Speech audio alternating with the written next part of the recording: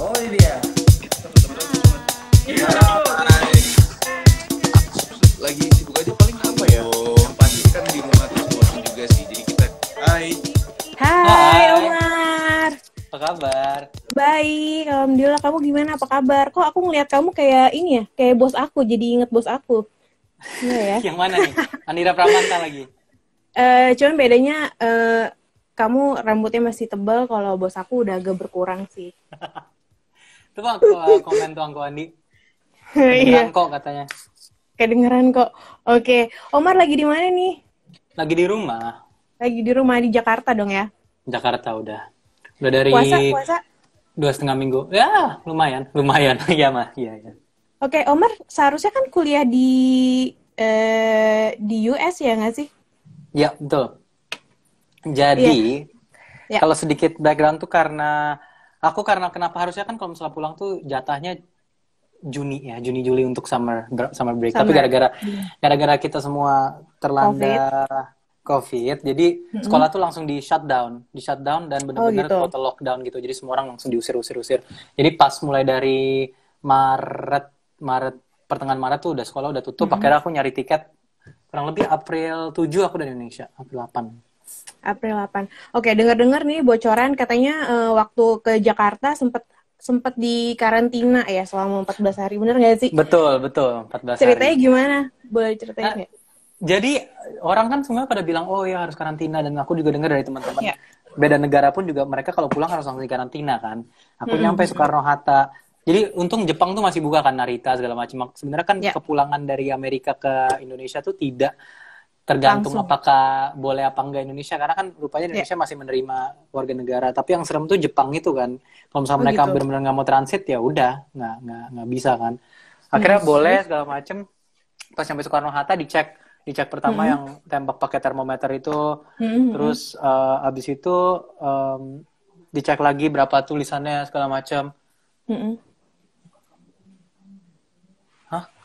Sorry, mohon maaf. Iya, nggak apa-apa, aku tungguin. Oh, ya. Ya, terus habis itu sorry ini mau masuk Bun. Masuk dari habis itu apa namanya udah nyampe Soekarno Hatta tuh jadi itu cek terus ngisi formulir kan, 35,3 rupanya waktu itu aku termometer. Aman bilang dong. kamu 2 minggu, ya lumayan. Kamu 2 minggu langsung ini ya, apa namanya, langsung karantina ya. Oke, ya udah. Alhasil kita karantina, terus 2 minggu tuh aku jadi di rumah nenek sebenarnya selama 2 minggu itu. Karantinanya di rumah nenek? Iya, tapi kita kayak terpisah, bener-bener social distancing, pakai masker, aku kemana-mana di rumah. Sama sekali nggak salaman, sama sekali nggak ada kontak apapun. Piring-piring sendiri, makan beda waktu dan segala macem. Diawasin nggak? Enggak. Maksudnya diawasin tuh gimana? Oh, sama Maksudnya, petugas official? Iya, petugas atau apa gitu, enggak ya? Enggak sih, enggak ada check up atau apa. Oke, kalau ngomongin kuliahnya Omar nih, boleh kepo dikit nggak? Katanya kuliahnya itu kan double degree ya, boleh tau nggak jurusannya apa sih? Jadi aku sekarang jurusannya tuh psychology sama filosofi. Nggak sekarang sih, emang itu jurusanku. Psikologi sama filosofi. Filosofi, yes. Ya. Nah itu aku kuliah dari tahun 2017 kan. Soalnya aku lagi ngebenerin handphone biar bisa steady. Ya, nggak apa-apa. Agak gaptek. Oke, sip. Ya jadi aku tuh dari tahun 2017 itu di St. Olaf College di Minnesota itu. Ya kan, terus habis itu apa namanya? Itu aku ngambil filosofi Ini Bun masuk loh. Nggak apa-apa, disapa aja. Halo, Iya, Tante. nih sekalian sapa. Yeah. Halo Tante. Hai. Bilang halo tuh. Halo. Ini bilang halo tuh kan. Halo. Iya, sorry banget. Nggak apa-apa. Lanjut. Habis itu iya, jadi filosofi sama psikologi. Jadi tahun kedua tuh aku baru ngambil jurusan sebenarnya. Ya. Ya Boleh kan? tahu nggak kenapa ngambil jurusan itu? Jadi awalnya tuh kalau misalnya psikologi, aku emang masuk kuliah itu emang pingin ngambil psikologi kan. Karena, wah menarik segala macam soal human behavior, segala macam. Oke, seru sih. Nah, aku pas tahun 1 semester 2 itu tiba-tiba ambil kelas namanya philosophy of mind gitu kan. Nah, abis itu tiba-tiba tertarik banget gitu kan, kok seru banget gitu segala macam. Jadi kita belajar banyak hal. Terus ada satu lagi namanya kelas existentialism. Jadi kita tuh belajar Nietzsche ya kan, kayak kamu Belajar apa, Sartre sorry? gitu-gitu. Nietzsche, Friedrich Nietzsche. Oh, oke. Kamu yang gitu-gitu kan, aku kayak wow.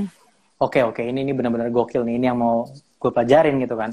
Alhasil ya udah akhirnya ambillah, udah mau nggak mau biarin aja, seru nggak seru. Padahal orang bilang itu kan nggak ada duit, nggak ada apa-apa segala macam. Bodo amat lah gue. Udah ambil aja yang penting. Tapi yang penting ngambil jurusan kuliah itu yang sesuai passion kita loh sebenarnya, nggak sih? Betul. Iya kan? Seharusnya sih, katanya kan, walaupun ujung-ujungnya nanti pada akhirnya kan kalau misalnya dalam mikir gitu, gila nih, ini kira-kira dapat ini nggak ya, dapat kalau misalnya nanti gue makannya dari mana segala macam itu kan. Kerjanya apa gitu kan? Itu dia makanya. Tapi pasti ada lah. Ya semoga sih, waktu itu nggak dipikirin yang itu sama sekali sih, udah kayak yang penting suka, ambil aja udah bodo amat lah filsafat. Dan jarang juga kan maksudnya exposure kita di tanah air soal filsafat tuh jarang. Aku juga nggak pernah dapet gitu loh, nggak pernah nerima itu apa konsepnya tuh sangat asing sampai benar-benar duduk di kelas itu gitu loh. Tapi so far asik kan pelajarannya atau? Seru sih, seru. Dan udah berapa lama sih kuliahnya? Kalau aku boleh tahu? Ya sekarang udah tahun ketiga baru kelar. Sebenarnya nggak kelar sih, karena masih online kelas gitu deh. Dan pastinya aku Ya berarti sekarang lagi online kelas gitu, kuliahnya online. Yap, betul. Online. Udah berapa lama sih online kelas kayak gitu? Sepanjang di ini sih, jadi waktu itu kan ada spring break waktu itu. Terus habis itu spring break itu dipanjang di 2 minggu kan. Nah karena 2 minggu itu, jadi mulai dari situ setelah 2 minggu kelar itu kurang lebih mulai dari April 4 tuh masuk lagi kelas.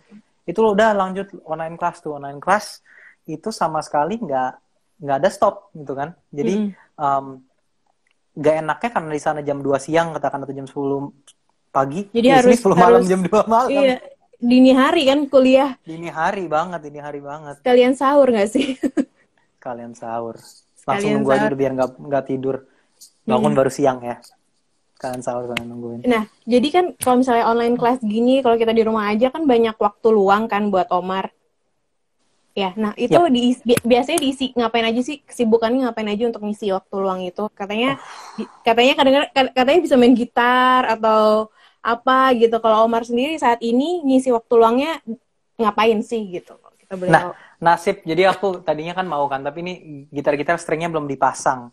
Itu kalau misalnya lihat tuh nggak kelihatan, tapi stringnya antara udah karatan atau belum dipasang, jadi nggak bisa tuh, out of the question sayangnya.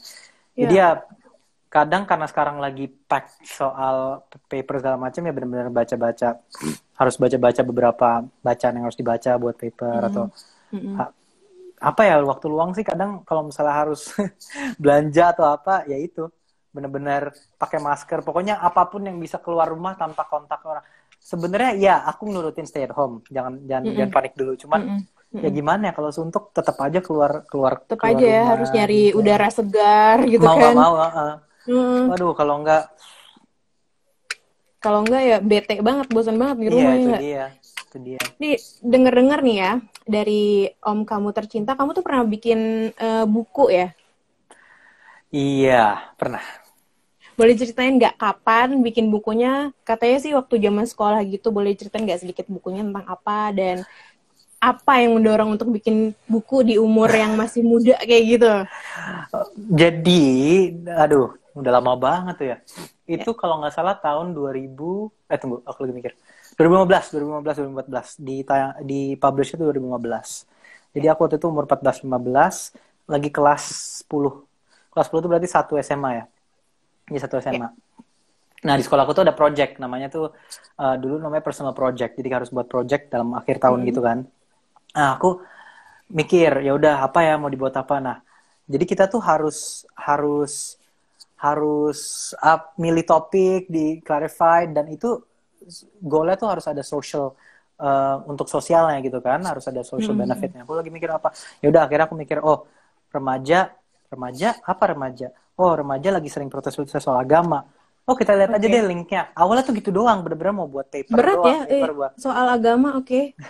Nggak, karena ya apa ya, karena orang kan pada gimana sih ya, antara yang membabi buta ngikutin soal iman atas nama iman Iya. teriak-teriak, atau sama sekali nggak ada, Yang atau apatis sama gitu sekali ya. ngebenci Nggak gitu loh, peduli. atau apatis, itu dia kan. Jadi aku mikir, oh ekstrimnya ada dua, tapi kita tuh gimana sih kalau misalnya harus tunggu sampai kedewasaan dulu sampai ada orang yang bisa mikir, oh ya oke, ada yang namanya moderasi segala macam, itu kan sesuatu yang level nanti lah gitu kan, maksudnya kayak udah nggak usah dipikirin dulu sekarang. Jadi aku pikir oke, ada disasosiasi antara remaja sekarang dengan apa, dengan adanya agama, apapun agama itu. Ya udah aku pikir, oh Indonesia 87% Islam katanya, ya udah kita cek itu aja kan. Nah habis itu aku mikir, oh ya udah gimana source-nya. Waktu itu kebetulan aku ada konsultasi sama ini Profesor Quraish Shihab sama Profesor Ali Nuruddin, ya kan, kita ngobrol-ngobrol, alhamdulillah lumayan kenal. Oh ya udah. Nah pertamanya cuma paper doang, Mbak, tapi ujung-ujungnya oh makin panjang. Pas di submit tuh kurang lebih, pas jadi skripnya tuh ada berapa lembar ya, kalau A4 tuh ya, kalau misalnya di Microsoft Word tuh ada 40-an atau berapa kalau nggak salah tuh, lupa. Angko Andi juga tuh. Nah udah kan, itu nanti ada ceritanya tuh bagaimana Angko Andi tiba-tiba ada di picture dalam soal buku itu. Nah udah tiba-tiba waktu itu kalau nggak salah ada satu yang refer, udah kenapa nggak mau dipublish aja di buku. Hah? Wah gimana ya, banyak ininya segala macam. Udah deh nggak apa-apa, udah fast forward. Nah itu kalau pas lagi bikin buku itu yang apa ya, istilahnya yang ngecekin, yang revisi itu siapa, ada nggak? Nah itu dia, jadi awalnya nggak ada yang revisi, bener-bener rough banget itu loh, kayak tugas anak sekolah. Ya udah aja gitu ya. Ya udah ya, apa ya kalau bahasa ini mah half ass gitu loh. Ya udahlah yang penting selesai gitu kan. Oke, ada researchnya, yang penting benar segala macam, tapi ya udah gitu loh, nggak ada niatan untuk wah ini saya mau dipublish, mau orang biar, nggak ada, benar-benar oke ini social implication-nya beberapa orang bisa baca, orang bisa mengerti maksudnya apa, cara approach-nya. Jadi benar-benar ngebahas approach remaja tuh ke agama gimana sih, praktikalitasnya segala macam. Benar-benar gitu ya. Jadi waktu itu aku ngebahas soal, katakan sholat tuh apa sih, kayak pentingnya tuh apa. Jadi aku nggak ngebahas kenapa harus penting sholat, enggak. Tapi bagaimana kita bisa approach masalah yang sebenarnya, gue males gini itu gimana sebenarnya cara approach dan kenapa. Jadi benar-benar underlying itu aja sih. Tiba-tiba dan orang akhirnya ya bisa kerjasama sama Buah Hati Publication ya. Kalau nggak salah Buah Hati itu di bawah Lentera Hati kalau nggak salah. Terus desain grafis. Oh ya, kalau jadi buku kan harus ada desain grafik dong ya. Udah, grafik designer yang saya kenal siapa sih? Bisa Andira Pramanta akhirnya. Oke, Andira siapa tuh? Oke, akhirnya dipublish lah itu bukunya. Yap. Judulnya apa tadi, aku lupa, mohon maaf. Itu dulu di ini ya, Read Without Prejudice, Do Without Doubt. Nanti aku kalau misalnya ada kopinya aku cek di mana ya, tapi nggak di kamar ini sih. Tapi sekarang udah nggak dijual lagi ya, atau aku kalau mau baca bisa dapetin di mana? Kayaknya udah di take down, mungkin ada personal copy beberapa. Waktu itu sempat ada ditanya apakah saya mau kayak keluarin lagi atau apa. Jadi aku mikir kalau misalnya keluarin lagi harus ada revisi yang mau aku buat gitu, karena benar-benar menurutku walaupun udah diedit, walaupun udah ada editornya, udah segala macam, udah ada credentialnya, tapi kalau aku pikir lagi banyak beberapa yang view-nya tuh terlalu raw menurutku, jadi terlalu mentah gitu kan, flat out aja, harus A B C D menurutku. Jadi pandanganku sekarang kalau misalnya emang bisa revisi tuh, apalagi soal keagamaan dalam umur milenial dan tahun 2020 ini, itu seharusnya nggak flat out, apalagi di Indonesia kan, kita kan banyak sekali masalah yang gara-gara itu, yang gara-gara orang ribut ini ribut itu segala macem. Padahal kan sebenarnya bukan gitu ya kan. Nah itu sih sebenarnya. Iya, setuju sih, kalau kita ngomongin agama memang gak ada habisnya ya, dari sisi ini perspektif orang beda-beda. Nah, kalau misalkan bukunya nggak bisa direvisi lagi atau belum mungkin untuk direvisi, ada keinginan buat bikin buku baru mungkin? Ya, selalu ada keinginan, selalu ada. Tapi menurutku untuk buat, sayangnya aku bukan termasuk orang-orang yang ini ya, bukan penulis gitu. Jadi butuh stamina dan butuh latihan. Dan sekarang kalau misalnya udah hilang semua kerjaan kayak sekolah dan segala macem, pasti ada waktu, ya udah coba-coba sedikit-sedikit. Jadi ada waktu sekarang buat nulis lagi gitu ya. Itu dia, nyari temanya apa atau nyari pattern itu yang harus butuh inspirasi. Beberapa waktu untuk kurang lebih. Oke. Keren. Aku nanti minjem aja kali ya sama Mas Andira buat bukunya. Masih bisa ada kali ya. Bisa. Pastilah. Oke, baik. Kita pindah ke apa namanya? Kemampuan, keahlian Omara yang lainnya itu di Waduh. bidang acting. Waduh. Iya kan? Oke. Yang kita lihat bahwa Omara pernah bermain di film Dilan 90, 91 sama Milea. Yap. Ya, Betul. apakah itu film pertama dari Omara apa bukan? Enggak, bukan. Jadi sebenarnya film pertama aku tuh namanya Lima Elang. Dan itu tahun 2012. Sutradaranya Rudi Sudjarwo. 2013 2012 ya kan? 2013. Yap. Nah, itu film pertamaku. Awalnya aku main teater, main iklan-iklan gitu aja, ya kan? Oh gitu. Pas dari kecil, dari segala macam. Jadi benar-benar tiba-tiba disuruh casting 2012 tuh. Lima Elang. Wah, produksi soal pramuka. Itu film pertamaku. Udah, selepas produksi itu. Itu umur berapa tuh ya? Itu umur berarti aku kelas 6 SD itu umur 13 berarti ya. 13. Oke. Yap. Nah, Abis itu, ya, abis itu udah selesai itu main Pasukan Kapiten, juga Rudi Sudjarwo. Nih kalau ada yang mau lihat posternya tuh gini, ini dia posternya. Dulu. Tapi udah rusak-rusak ya, karena udah lama. Ya. Oke, jadi baik. itu tahun 2013 kalau nggak salah. 2013. Ya kan? Selepas itu, udah aku 2013, kalau nggak salah dia rilisnya 2014 ya, seingat aku. Ini aku agak, mungkin kalau salah-salah, mohon maaf ya. Kalau misalnya ada yang kira-kira tahun segitulah ya. Terima kasih. Kira-kira tahun segitu. Aku umur 15, umur 14 apa patokannya. Itu kurang lebih nggak main film dulu. Dan nggak ada, di bidang entertainment belum ada sama sekali sih. Jadi benar-benar aku menyelesaikan yang 10 itu, jadi dari itu, aku ada nyampe yang buku itu yang tadi, yang publish buku tahun 2015 kan. Udah kelar, ke Amerika, itu baru ke US yang namanya UWC, United World College tuh, di New Mexico. Itu tuh yang pertama kali. Jadi tahun 2015, 2016, 2017, nggak ada apa-apa, aku belum di Amerika. Jadi, tahun. Nah, balik-balik, aku tuh denger soal Dilan 1990. Nah, ini kebetulan aku dengernya dari Iqbal. Ya kan, dia Iqbal bilang ada film Dilan. ya Iqbal dia Fakri Ramadan yang ngasih tahu aku. Itu sebelum orang-orang tahu dia yang jadi Dilan. Oh, oke. Ya udah, jadi ya udah, kira aku datang, singkat cerita, ya kan, beberapa logistikal ini, ya udah. Oke, dapat peran namanya Pian, Oke. Mainlah kita 1990 itu tahun 2000, ini kan in the making 2017. Ya? 2017. Dilan 1990 kan 2017. Yeah. 3 Juli ya kita syutingnya kurang lebih 1 bulanan berapa gitu kan. Kita nggak ada yang ngira ya orang bakal suka rupanya. Iya, benar. Udah.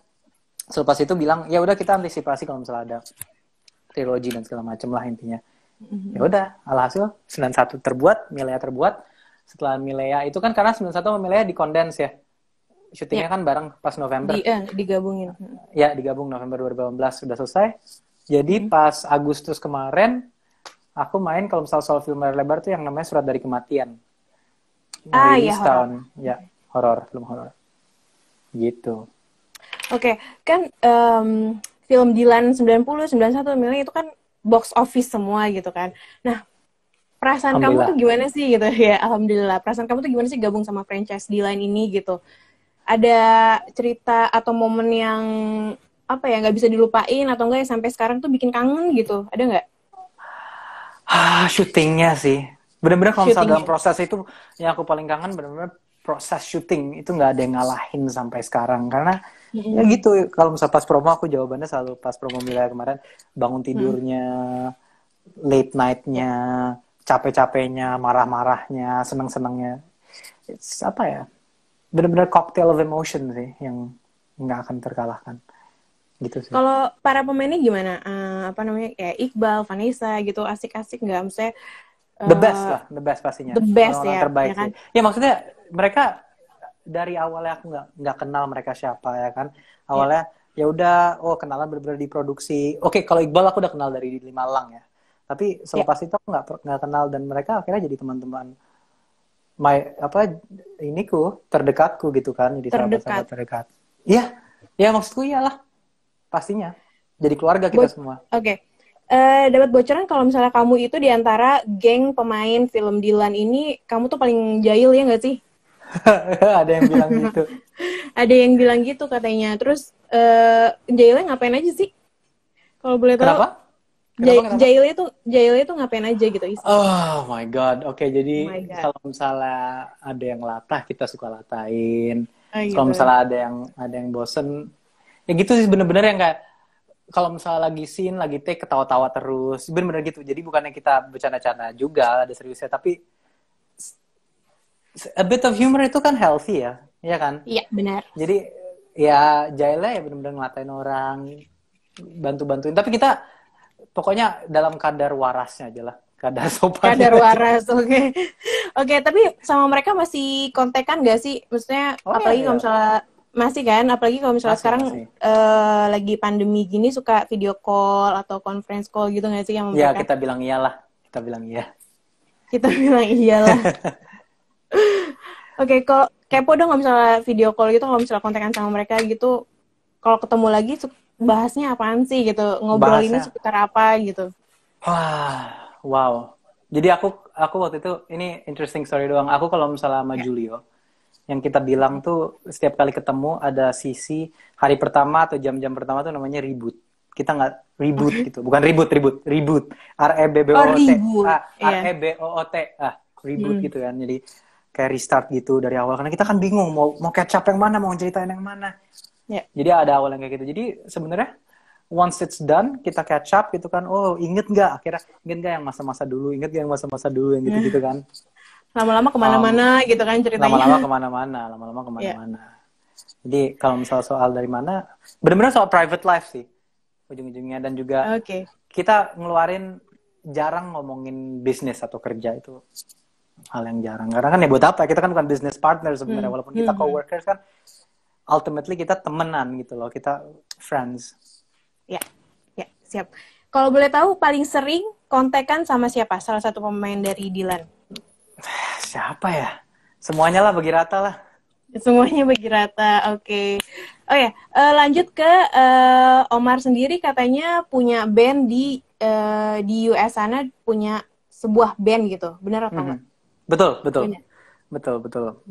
Ya, band sekolah. Ya. Dan sayangnya, jadi sebenarnya kalau soal band itu tahun ini tahun terakhir kita. Kita tadinya mau recording kan. Kita udah buat 10 lagu. Itu personilnya orang Indonesia atau orang Oh, enggak. Personilnya ada 2 orang Amerika, 1 orang Pakistan. Jadi seru banget. Seru, lumayan seru. Kita ya natural aja tiba-tiba, oh ya main. Lama-lama suka. Awalnya kita band-bandnya dulu band-band kecil-kecil gitu, beda. Akhirnya kita nyatu. Genrenya apa sih genrenya? Apa ya? Wah, kita selalu mikir.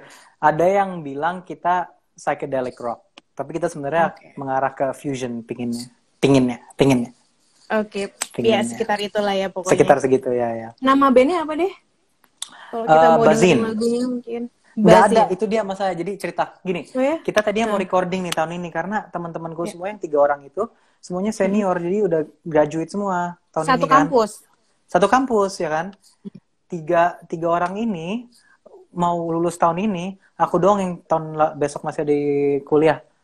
Ya. COVID terjadi, jadi nggak bisa recording. Jadi that's it gitu loh, mati semua lagu-lagunya. Ya biarin lah. Lewat ini aja, rekaman gitu lewat apa namanya online. Online ya. Bisa nggak sih? Iya. Bisa sih, tapi kita pusing nyari drumnya nggak tahu di mana. Studio kan tutup semua. Orangnya pada di Amerika, jadi ya udahlah, ikhlasin nantilah tahun depan. Oke, karena sekarang lagi di Jakarta, nggak mau buat band di Jakarta aja gitu? Mungkin karena kamu dekat sama Iqbal atau join sama Summer Dose mungkin? Waduh, itu nggak tahu ya. Waduh. Mungkin ya, kalau misalnya saya sih tergantung callingan ya orangnya. Tergantung callingan. Kalau ada callingan saya datang. Gitu aja. Tapi kalau bikin band sendiri, pengen nggak sih di Indonesia? Pengen. Cuman harusnya hari pertama materi bahan dan kedua personil juga sih. Jadi kita lihat siapa yang cocok, siapa yang sama frekuensinya, baru kita form. Ya semoga lah, doain aja. Semoga, doain aja. Semoga. Oke, lanjut kita ngomongin Ramadan nih, kan kita lagi memasuki hari ke-5 bulan puasa. Wow. Ya, bulan Ramadan, ya kan? Nah, bedanya apa ya? Bedanya bulan Ramadan di sini sama di US tuh apa sih kalau boleh tahu? Pernah puasa di sana kan? Pernah 2 tahun kalau nggak salah. Bedanya rata-rata sayangnya aku naas sih. Sial pas puasa di sana tuh pas lagi summer atau pas lagi. Jadi di Panjang sana tuh banget puasa berarti ya. 18 jam. Oh my 18 god, jam. 18 jam. Iya, Terus? subuhnya jam 3:30, maghribnya jam 8:30. Emang absurd Wow. sih. Absurd. Imsaknya jam berapa? Wah, nggak tahu ya, 10 menit sebelum subuh lah tuh. Ya 3:20 berarti. ampun. Gila sih, gokil. Kuat, Tapi tapi nggak kuat. enak ya. Itu dia, makanya yang lebih parahnya lagi, karena pertama, orang nggak ada yang ngejalanin kan. Nggak ada orang sana yang puasa kan dikit. Jadi benar-benar kita personal Banyak banget struggle godaan lah. tuh ya. Iya. Sedangkan kalau misalnya di sini kan, ada semuanya terbantu, Semuanya rata-rata orang-orang pada puasa, puasa, gitu kan. iya kan. Nuansa Ramadan tuh gimana sih? Anginnya beda lah, baunya. Ngerti nggak sih ada nuansa? Anginnya beda, oke. Kalau di Indonesia Iya. bau naga gitu ya, karena orang pada puasa semua. Pada puasa semua. Nggak, sekarang kan udah pakai masker, jadi nyium sendiri ya. Pada masker, Wah, gila. nggak lumayan nih ya. Gitu. Lumayan nih, aduh. Nah, kalau menu buka puasa nih, kalau di US buka puasanya pakai apa? Sama sahurnya? Iya, sahurnya ayam rasa karet. Maksudnya nggak ada rasa sama sekali, bener-bener. Kalau pernah gigit sendal swallow nggak? Rasanya kayak gitulah. Karena nggak ada Nggak bumbu. pernah sih kebetulan. Oke. Ya, saya juga nggak pernah. Nggak, Tapi karena kan kita nggak masak lidah Indonesia ya. sendiri gitu. Susah juga sih, karena kalau misalnya aku sempat masak pasta yang gitu-gitu ya. Pokoknya pasta banyak minyaknya. Ya aus lah di tengah-tengah hari kan. Garam sama minyak. Jadi apa ya? Gimana ya? Sahur kalau misalnya di sana, apapun leftover dari buka. Dan buka itu ya benar-benar kalau misalnya apa yang dari kafeteria aja. Oke, perlu aku ceritain, sekolahku tuh lumayan suportif untuk kayak Ramadan gitu. Jadi orang benar-benar, jadi kafeteria itu kita dikasih kontainer untuk dibawa pulang segala macam. Jadi it's fine lah untuk soal itu. Suka dikasih musola ruang sholat gitu nggak sih di kampus nggak ya? Ada satu ruang meditasi yang didedikasikan untuk sholat. Ada orang sholat Jumat di sana juga, sholat buat ibadah. Apapun sih. Ada juga multi religious room gitulah. Kayak gitu-gitu. Oke, berarti kalau misalnya kita puasa di sana, berarti sebenarnya nggak terlalu sulit-sulit amat gitu ya. Tinggal imannya kita aja kuat apa enggak gitu. Iyalah, karena orang di sana banyak kan pada nggak puasa. Iya, sebenarnya Indonesia juga lebih terik juga sih, lebih susah sebenarnya puasa Indonesia. Ya kan, Panas kita cuma gitu ya. panas gitu kan. Panas. Sama Cuman aku ada saran buat kamu kalau misalnya balik lagi ke US pas puasa bawa mecin kali ya. Bisa kali. Bawa bisa, mecin bisa, jadi bisa, biar nggak hambar banget gitu masakannya. Bisa. Harus tuh. Kita jadi geng mecin. Geng mecin, generasi mecin. Oke. Generasi mecin. Oke, ada tips nggak sih buat kita yang lagi puasa gini nih, buat apa ya, ngisi waktu yang lebih berfaedah gitu. Jadi nggak ngelamunin makanan mulu atau nggak kita cuma tidur mulu. Punya tipsnya nggak sih biar kita ngisi waktu itu lebih sesuatu gitu? Waduh, kayaknya kalau take aku pribadi ya, kalau misalnya soal ibadah itu urusan orang-orang yang udah lebih ngerti ya, kayak Ustadz segala macam. Tapi kalau misalnya soal apa yang berfaedah, ya gampang sih. Sekarang kan apapun online. Kita cek sama temen yang udah lama nggak pernah ngobungin. Kita cek apakah mereka keadaannya baik apa enggak, kan udah nyenengin orang ya nggak? Ya, benar. Nanti pasti ada yang komen bilang kalau ngecek mantan gimana, nggak usah lah. Serah itu kalau misalnya pasti tuh lagi zaman ini COVID tiba-tiba orang ngomongin mantan mulu. Nggak, tapi kalau misalnya kita ngecekin mantan bikin happy nggak apa-apa dong ya? Ya, kalau misalnya bikin happy, katanya ada yang bilang udah capek-capek move on selama setahun, tiba-tiba assalamualaikum apa kabar langsung runtuh usaha. Ini pengalaman pribadi atau gimana ya? Nggak tahu deh ya. Nggak. Jadi ngecek orang, teman-teman lama segala macam. Dan sekarang kalau misalnya bagi orang yang sangat-sangat ketat soal stay at home segala macam, kadang banyak orang yang terpaksa harus keluar rumah dan yang kerjanya terhambat. Dan sebenarnya donasi online itu udah mudah kan. Kalau misalnya kita kenal ada orang yang punya katakan ATM segala macam, donasi anonymous kan gampang, kita tinggal transfer, dia nggak tahu atau apa gitu kan. Kalau misalnya kita punya rezeki itu kan sebenarnya udah berfaedah gitu kan. Berfaedah, benar. Atau kalau misalnya sekali-sekali keluar rumah, ngeliat orang pinggir jalan yang sama sekali nggak ada rumah, ya udah. Ya kan, itu kan sebenarnya itu intinya banyak Sosial lah beramal, ya social life. Ya, social life sih. Oke, banyaklah beramal di bulan Ramadan ini gitu ya, biar nggak waktunya terbuang sia-sia gitu. Yap. Oke, Omar, ini kita punya pertanyaan dari beberapa followers CGV yang udah aku tampung sebelumnya. Oke. Oke, aku bacain satu-satu ya. Aku bacain 3 dulu aja. Oke. Ada yang nanya, pertama dari @samara28. Film terbaru Omar itu apa sih gitu untuk next-nya ke depannya? Untuk next-nya belum ada yang solid Belum pasti ada. ya. Belum ada yang, kalau misalnya ada pasti akan dipublish ya kan. Untuk Oke. Yep. Oh gitu ya pertanyaannya, future ya. Dikirain yang terakhir, bukan ya? Yang terbaru ya? Oke, lanjut. Sorry. Bukan, yang selanjutnya. Oke. Belum. Ditunggu aja pokoknya infonya. Ditunggu. Ya. Oke, lanjutnya ada @Nandra, gimana rasanya disuruh bohong sama Dilan ke Milea? Ini kayak lebih ke filmnya ya. Oke. Gimana ya? Itu lucu tuh karena kita sama cast tuh banyak diskusi pas malam. Gimana sih sebenarnya, apakah salah nggak sih kalau misalnya kita bohong ke temen demi temen? Itu salah nggak sih? Karena kan posisi peranku itu benar-benar temennya Milea dan temennya Dilan, deket sama dua-duanya kan.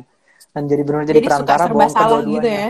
Iya. Dan gimana kalau misalnya, nggak tahu sih, tergantung kalian. Kalau misalnya kalian tiba-tiba harus bohong demi temen, moralitas mana yang kalian pakai? Apakah absolutis? Apakah boleh dibelok-belok? Serah. Itu susah sih, susah. Tapi kalau misalkan itu real life gitu, kamu pilih yang mana? Rela berbohong untuk temen atau ya jujur aja lah gitu demi kebaikan? Gimana ya? Jadi aku ngobrol nih, kalau misalnya aku bisa membosankan orang-orang untuk 2 menit, enggak sih sebenarnya nggak bosan, karena ini benar-benar salah satu yang nggak bosan sama sekali, membuka aku aja nungguin. membuka pikiran dan hatiku tuh. Waktu itu ngobrol sama Ayah Pidi Baik sebelum kita premier, dia bilang ada bedanya 2, menjadi moral dan menjadi orang yang moral dan menjadi orang yang bijaksana, kata. Sekarang gini, kata dia, kalau misalnya kamu pulang, kamu punya istri kamu masaknya nggak enak, tapi dia capek-capek masak, kamu bilang enak apa enggak? Ya udah, kalau kamu bijaksana kamu bilang enak. Kalau misalnya kamu nggak bijaksana, kalau kamu cuma mau ikutin moral doang, kamu bilang ini nggak enak. Jadi gitu sebenarnya. Kadang kita harus pilih. Tergantung kondisi ya. Lagi-lagi. Kayaknya sih gitu.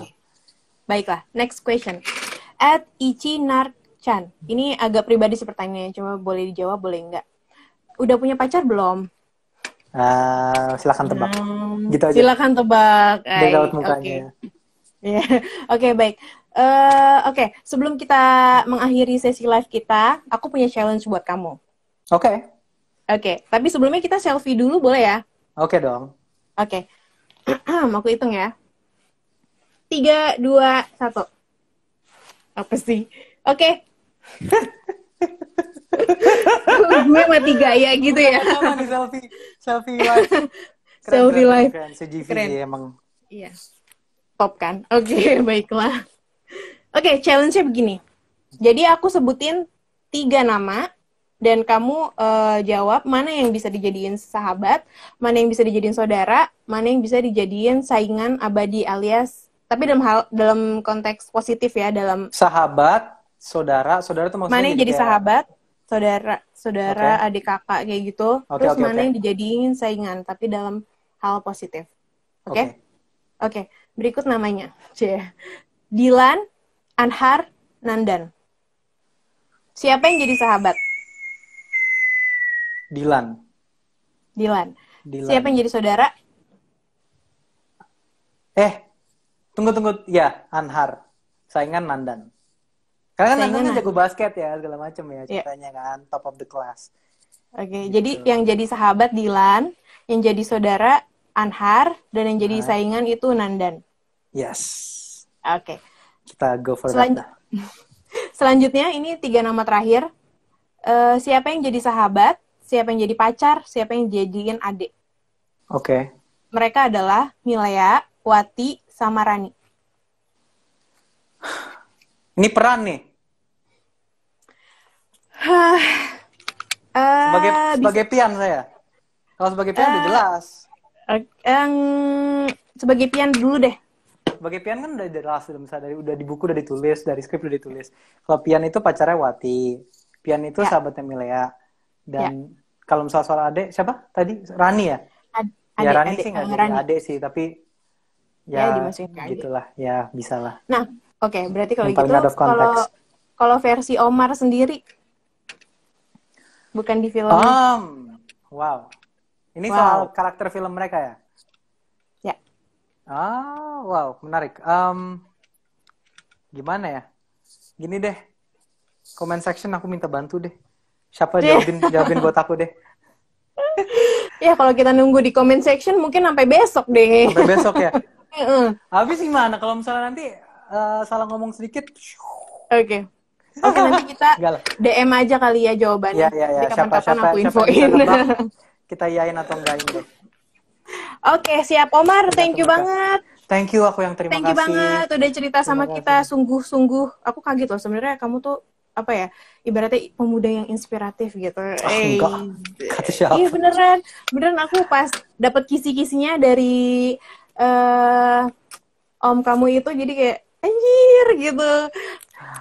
Gokil sih, Jangan keren. gitu dong. Keren. Thank you banget sih Jivi Thank dan you. kalian semua yang udah Sama-sama. mau ngabuburit bareng kita. Mohon maaf Terima kasih. kalau ada pertanyaan yang kurang berkenan. Percayalah bahwa pertanyaan itu adalah titipan, bukan dari aku sendiri. Dari Mohon maaf kalau misalnya aku orang salah ngomong terdekatmu. atau misalnya membosankan Iya. kalian ya. Semoga nanti kalau misalnya Oke. dibuka, Enggak lah, pas buka maafin. Dendamnya sampai Oke. buka aja. Enggak lah, enggak dendam. Sampai jumpa lagi. Sampai jumpa. Aku jadi belibet gitu. Sampai jumpa. See you ya. Sampai See you, terima bertemu kasih. kembali. Bye, Bye, Omar. Bye-bye. Salam buat keluarga. Siap.